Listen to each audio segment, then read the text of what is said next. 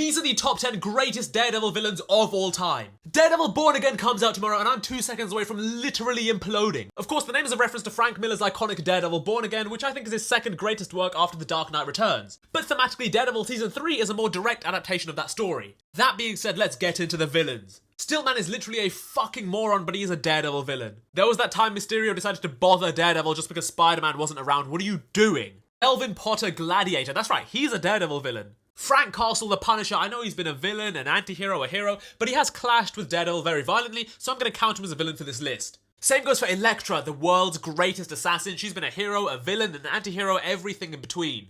Oh, and she's also been Daredevil. We have Lady Bullseye. Yep, there was a lady one. She was a member of the Hand and she literally became an attorney just to piss Matt Murdock off. We have the Owl, Leland Owlsley, the villainous accountant. Yeah, he's a supervillain. His superpower is that he can glide over short distances. You bitch. Typhoid Mary, she's a low-level pyrokinetic and I think telepath with severe mental issues, who's also married Wilson Fisk.